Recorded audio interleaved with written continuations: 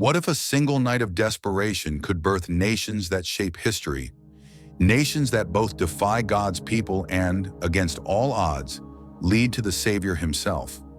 The story of Lot and his daughters is one that pulls us in with its raw humanity, its shadows of failure, and its unexpected glimmers of grace. It's a tale that begins with a man torn between faith and the world, spirals into a family's collapse under fear, and stretches across centuries to reveal a God who turns even our deepest stumbles into something eternal. At our age, we've lived enough to know life isn't neat. Choices linger, mistakes echo, and yet hope can rise from the ashes. In the pages of Genesis, Lot's journey offers us a mirror, a chance to see ourselves, our struggles, and the quiet power of a God who never lets go. We're about to walk through this story together, its pain, its lessons, its redemption, and uncover truths that hit close to home, truths we can carry into our own days. Before we dive in, I'd love for you to join me on this journey. If this resonates with you, please take a moment to like this video. It helps others find these stories too. And if you haven't already, hit that subscribe button and join our community. We're exploring the Bible's depths together, and I'd hate for you to miss what's coming next. Now let's step into Lot's world and see where it takes us. Lot's story begins not with a spotlight on him, but in the quiet presence of a man whose faith shaped history, his uncle Abraham. Genesis first mentions him as part of a family uprooted from Ur of the Chaldeans, a bustling hub of trade and idolatry, where life was predictable but spiritually hollow. Lot didn't set out alone. He was pulled along by Abraham, his grandfather Terah, and Sarai, heading toward Canaan, a land they'd never seen, driven by a promise Lot didn't fully grasp. Abraham was the anchor, the one who'd heard God's voice, who carried a vision of a nation born from his line, a future as vast as the night sky. Lot was there for it all, the dusty trails, the whispered prayers, the moments when Abraham paused to build an altar, hands rough with purpose, offering sacrifices that spoke of trust in something beyond the here and now. For us at this stage of life, it's a familiar place, standing near someone whose strength steadies us, whose conviction we lean on when our own feels thin. Lot wasn't the leader, but he was close enough to feel the pull of that faith, to sense there was more to life than what he'd known in Ur. Those early years weren't without their weight. When famine hit Canaan, Abraham led them to Egypt, navigating danger with a shrewdness that kept them alive. Lot followed, a silent partner in the journey, watching as their wealth grew, flocks multiplying, tents filling with the hum of prosperity. We've all seen how blessings can shift things. What starts as a gift can turn into a burden. Their herdsmen began to argue, jostling over grazing land, their voices sharp with frustration. It's the kind of tension we felt in our own families, when abundance stirs up rivalry instead of gratitude. Abraham didn't let it fester. With the wisdom of a man who'd learned to listen to God over his own pride, he turned to Lot and said, "Let's part ways. There's no need for strife between us." Genesis 13:8. That gesture hits us now, letting go to hold on to what matters, trusting there's enough for everyone. For Abraham, it was faith in a God who'd promised more than land could measure. For Lot, it was a moment that felt like freedom, a chance to step out and define himself. As they stood there, the air heavy with unspoken farewells, it wasn't just a goodbye. It was the first crack in a bond that had shaped Lot's world, a pivot point that would ripple through his life in ways he couldn't yet see. When Abraham handed Lot the reins, it wasn't just about picking a place to settle. It was a test of what drove him. Lot looked out over the land, and his gaze locked on the Jordan Valley. Genesis calls it well-watered, like the garden of the Lord. Genesis 13:10, a stretch of earth so rich it promised everything a man could want. Security, growth, a life where struggle gave way to ease. We know those moments, don't we? Standing at a crossroads, eyeing the path that looks smooth, the one that offers comfort after years of uncertainty. Abraham didn't argue or cling. He stepped back, his silence a testament to a faith that didn't need to grasp. Lot didn't linger to seek God's voice or weigh what lay beneath the valley's allure. He saw a future he could build with his own hands, and he took it, turning east toward Sodom, leaving Canaan, the land of Abraham's promise, behind. That decision cuts deeper the longer we think about it. Abraham lived with eyes lifted, trusting a God who'd sworn to make him a father of nations, even when the years stretched thin. Lot lived with eyes lowered, fixed on what he could see and hold. Green fields, steady water, a chance to stop wandering. He didn't stop to ask about Sodom's people, their hearts, or the kind of world he'd enter. We've made choices like that, drawn to what shines, ignoring the shadows until it's too late. For Lot, it wasn't greed in the loud, obvious sense. It was quieter, more human, a longing for something solid after years of trailing Abraham's dreams. But solid doesn't always mean safe. As he walked away, his flock stirring the dust, he couldn't hear the faint tremor of warning, the whisper that this path would cost him more than he'd ever imagined.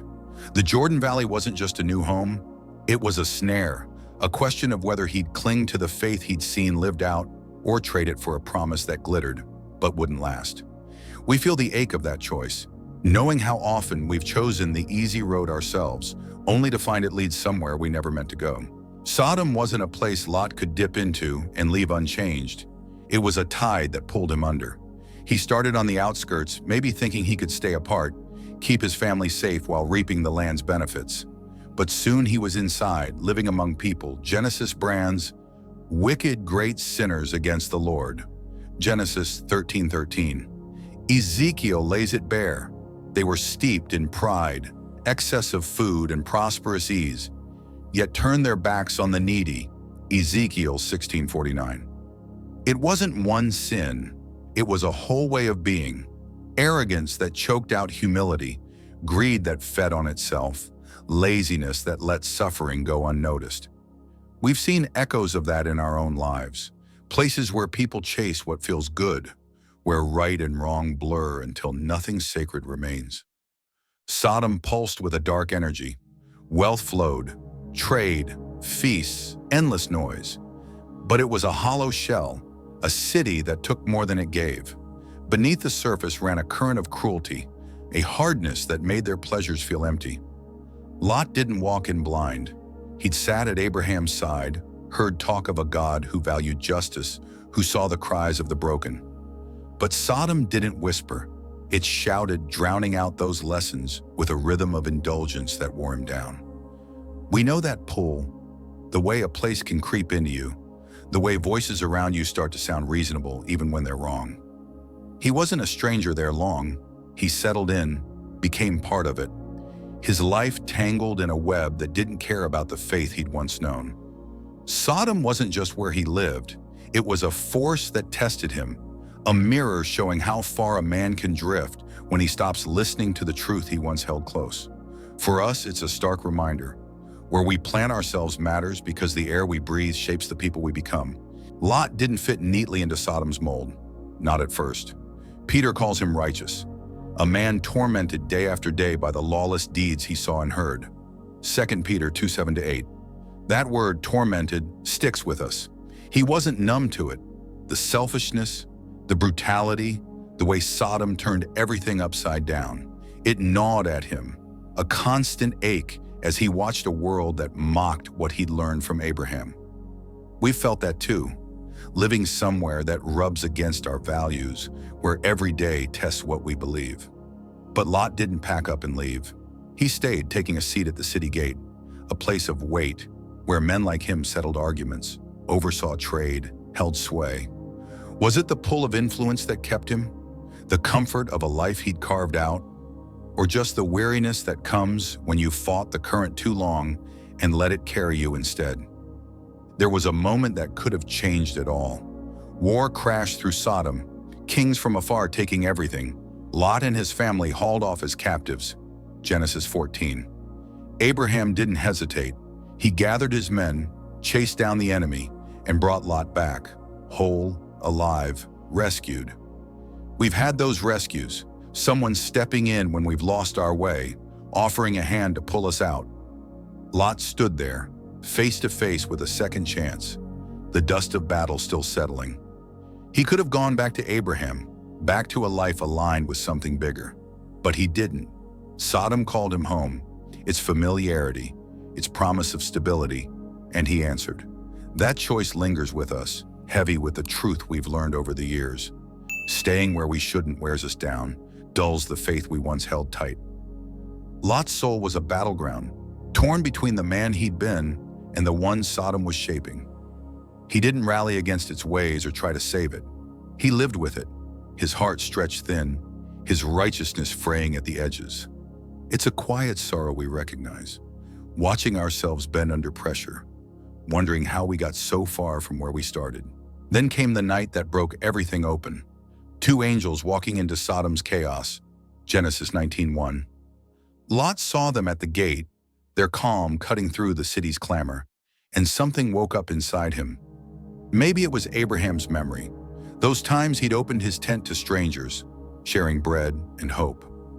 Lot rose, bowed low, and pleaded with them to come to his house, away from the danger he knew lurked in every shadow. It was a flicker of the man he'd been, a thread of decency in a place that had none. But Sodom wasn't a city that let goodness breathe. The reaction was swift and ugly. Men surrounded his house, old and young, pounding the door, shouting for the strangers to be handed over for their sick desires, Genesis 19:4-5. Their voices were a roar, their sin a wound against the heavens. Lot stepped out, pulse racing, and in a moment of raw panic offered his daughters instead, Genesis 19:6-8. It's a gut punch. How could a father say that? But that's what Sodom had done to him, twisting his judgment until his own children became pawns in a desperate play. We've seen it in ourselves, pressure pushing us to choices we'd swear we'd never make, lines we cross when we're scared and out of options. The angels move fast, blinding the mob, pulling Lot back from the brink. But those words he'd spoken hung there, a mark of how far he'd fallen. That night, caught between the faith he'd known and the mess he'd made, Lot stood on the edge of a reckoning he couldn't escape. Sodom hadn't just trapped him, it had changed him, and the cost was about to come due. As Sodom sank deeper into its own mire, one man refused to let it go without a fight. Abraham, standing alone, his voice lifting to God in a plea that carries the weight of years. Genesis 18 paints this moment with a tenderness that speaks to us now. A patriarch, weathered by life, stepping into the presence of the Almighty, not with anger, but with a heart aching for his nephew. He'd walked with Lot through deserts, pulled him from the grip of warlords once before, and now he felt the shadow of something worse closing in. Will you destroy the righteous with the wicked? He asked, each word a thread of hope woven with care. Genesis 18:23. He didn't stop there. 50 righteous to spare the city, then 45, 30, down to 10. His voice steady, but his soul trembling. We've known that kind of prayer, pouring out our fears for someone we love, bargaining with the heavens, hoping their flicker of light might hold back the dark. Abraham wasn't foolish. He'd seen Sodom's hardness, heard its cries of cruelty, but he'd also tasted God's mercy, the kind that waits, that bends toward the broken, and he couldn't let Lot go without trying. God met him in that space, listening as Abraham's numbers dwindled, each one a desperate reach for redemption. The silence that followed was heavy. Not even 10 could be found, not a handful of souls to tip the scales. Sodom's defiance had built a wall too high, its people too entrenched to turn back. Yet Abraham's intercession wasn't empty. We see its fruit in the angels sent to Lot's door, not to negotiate, but to rescue, a quiet answer to a prayer that lingered in the air. That lands with us, doesn't it? The way one person's faith can stretch across miles, can pull us from the brink when we're too lost to cry out ourselves. Abraham didn't rush to Sodom or force Lot's hand. He stood before God, trusting a compassion he'd lived firsthand. Later, he'd climb a ridge and watch the smoke coil upward, his eyes wet with grief, his trust unshaken. Genesis 19:27-28. He didn't rail against the outcome. He'd given all he had, and that was enough. For Lot, those prayers were a lifeline he hadn't earned, a whisper of grace in a story racing toward ruin. It's a truth we hold close. Our love, our pleas for others. They ripple out, touching places we can't reach, even when the fire falls.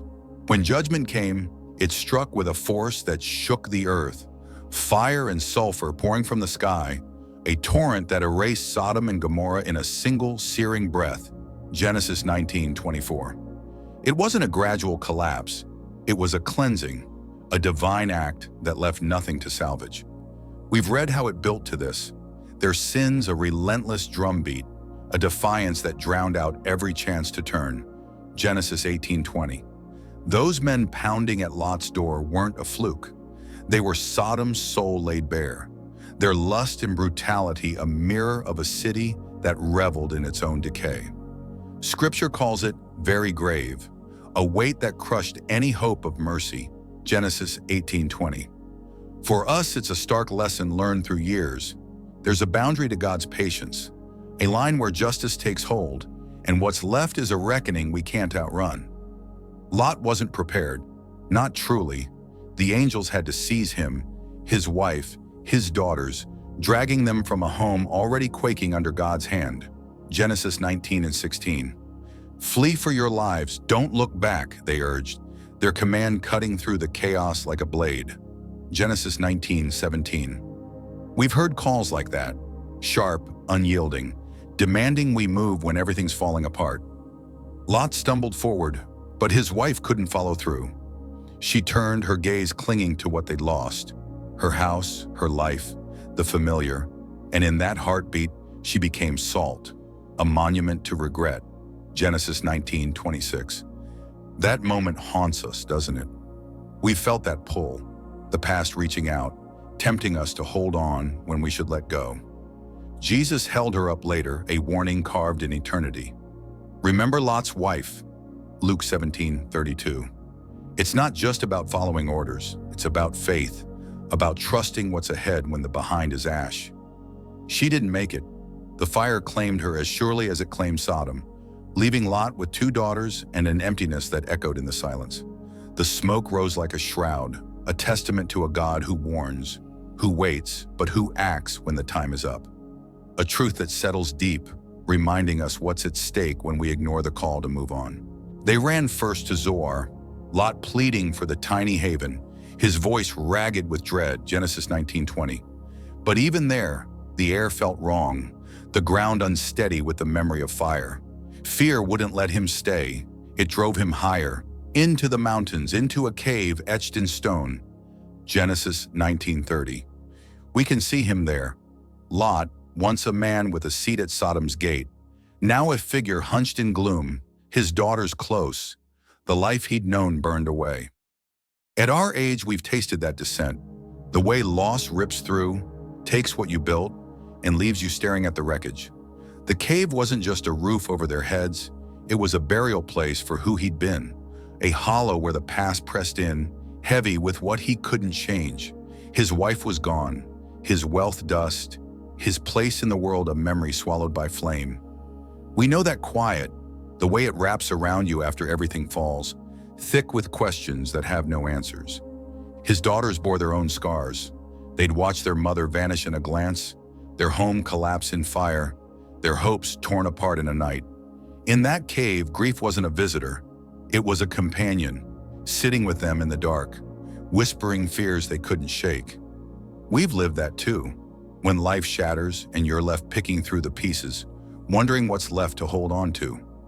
Lot didn't have the strength to pull them through.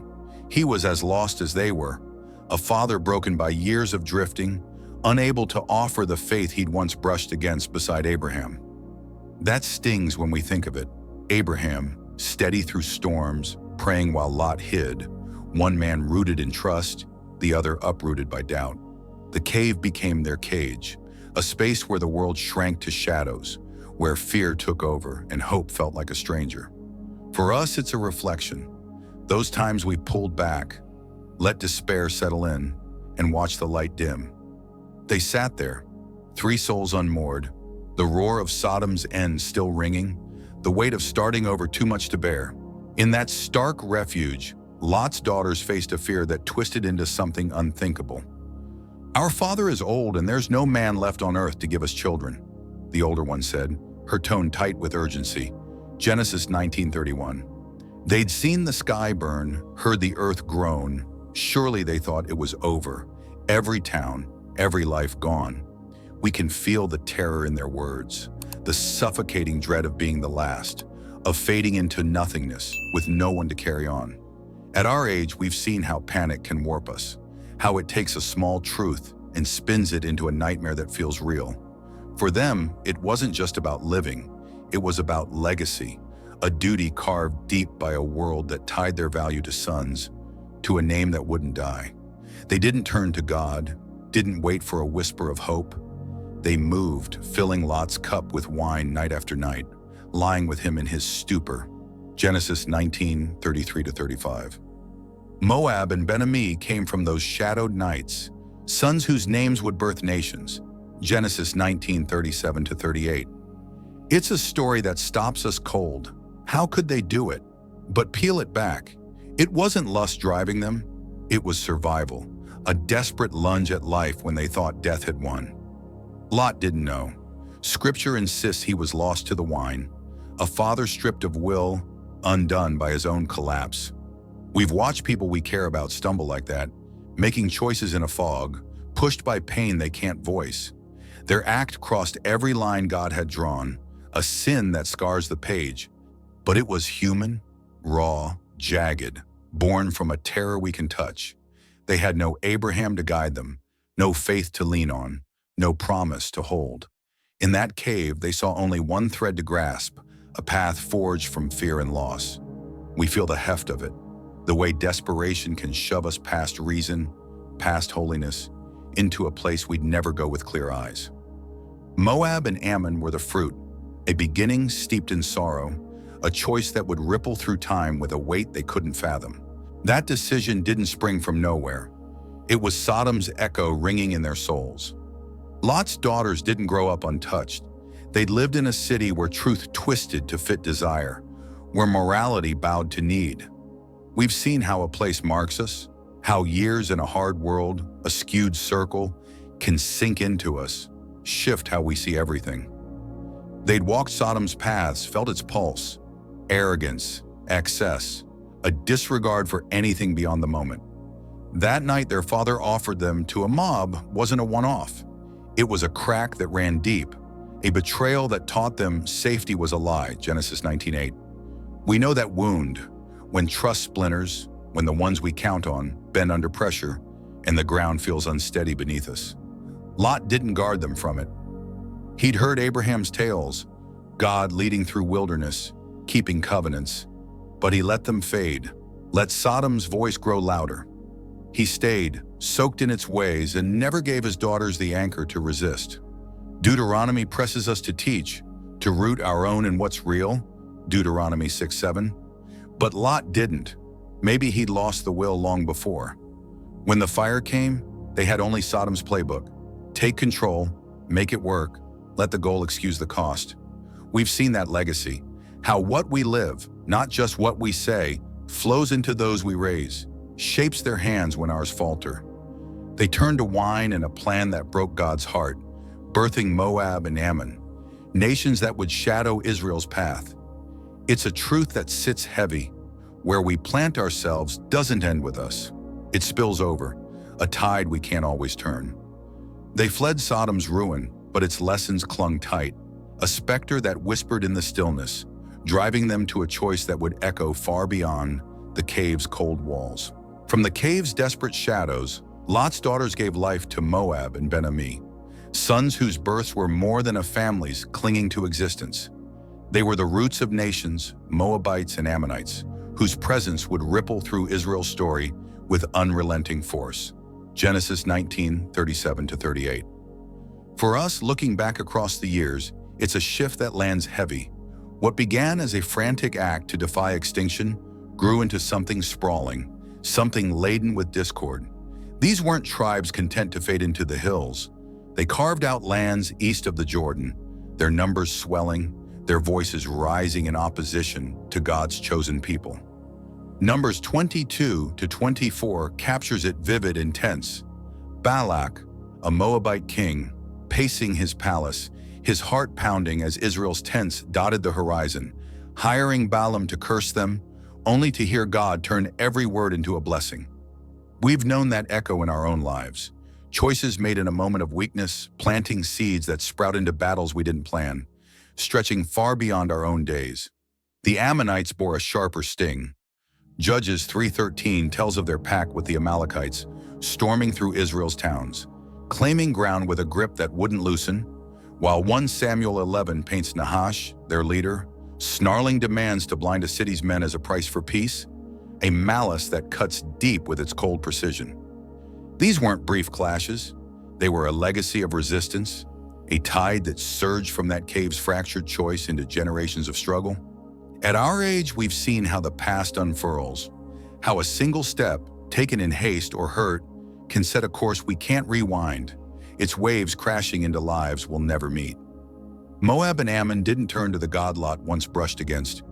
They built altars to idols, their prayers a chorus of defiance that drowned out any whisper of truth. Jeremiah 48 and 49 weep over their pride, their fall a judgment long in coming. Nations birthed from a night of despair, rising to challenge Israel's light. It's a truth that presses on us. Lot couldn't see the breadth, lost in his collapse, but we do. A father's faltering, a daughter's fear, seeding conflict that rolled through time, a stark reminder that what we leave behind doesn't stay small. It grows wild and uncontained, a harvest we can't always reap ourselves. Moab and Ammon didn't just draw swords, they cast a subtler net, pulling Israel into a tangle of their own undoing. Judges 10:6 strikes hard. The Israelites did evil, serving the Baals and the gods of the Ammonites and Moabites, forsaking the God who'd called them his own. We've felt that drift, the way a quiet pull, a lingering voice can slip into our lives, soft at first, then unyielding.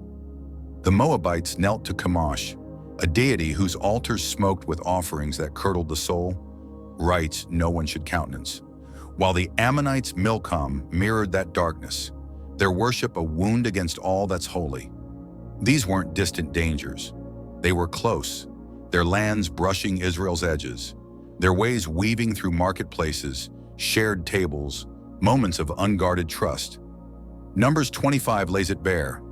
Moabite women coaxing Israel into sin and idolatry, a betrayal that brought death and shattered faith, a wound that bled long after the moment passed. Solomon, for all his brilliance, couldn't escape it. 1 Kings 11 tells how his Moabite and Ammonite wives turned his heart, altars to foreign gods rising under a king who'd once sought wisdom above gold, splitting a kingdom that should have stood firm. We feel that twist, how a root from years past can reach the mightiest, unravel what we swore was secure. At our age, we've watched it play out. Decisions we let slide, influences we didn't curb, resurfacing to test those we raised, shaking what we built with care. Moab and Ammon weren't brash conquerors. They were patient, their ways a slow rot that ate at Israel's core.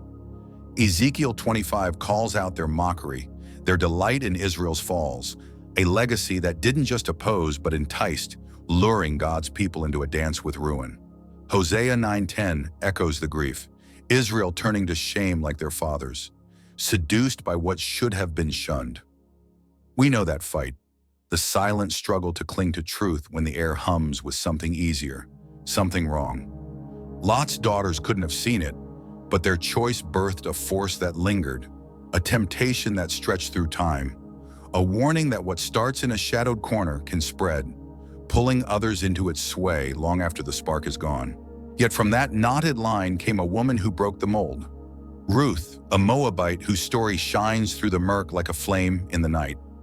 She wasn't born to Israel's covenant, but she chose it, binding herself to Naomi with a vow that carries a quiet power.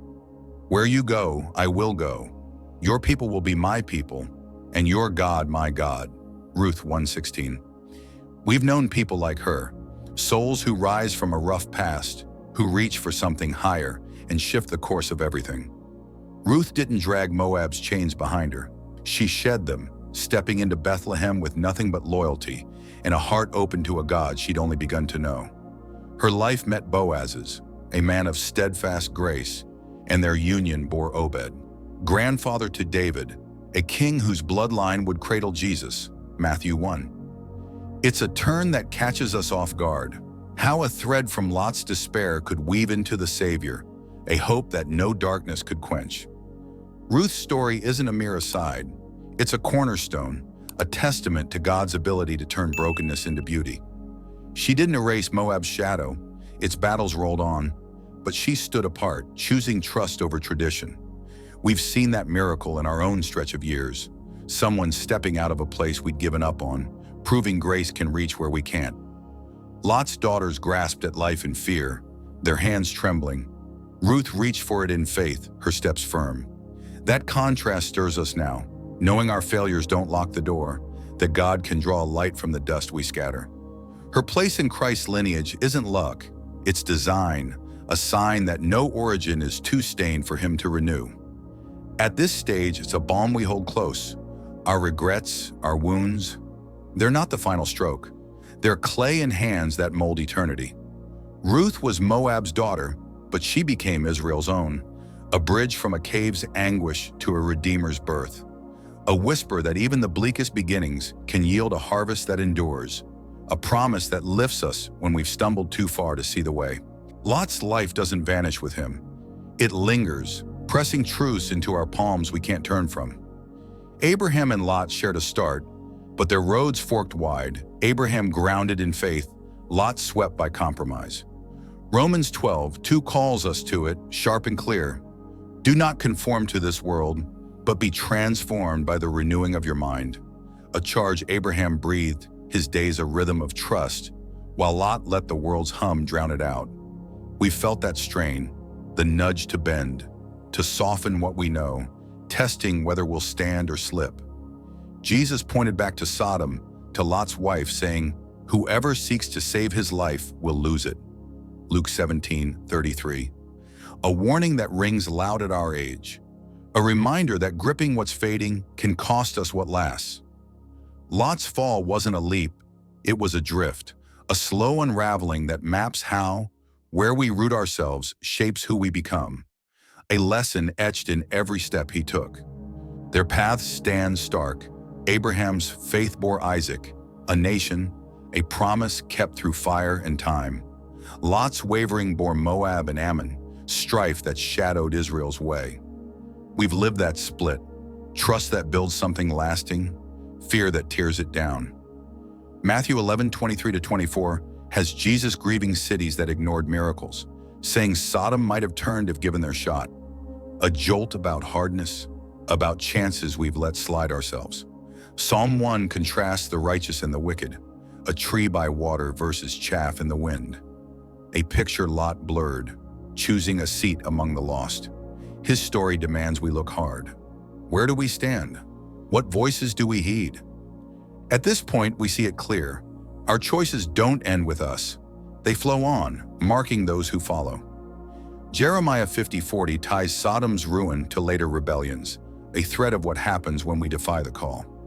It's a plea to dig deep, to choose faith over comfort, to trust God's road when the world feels smoother.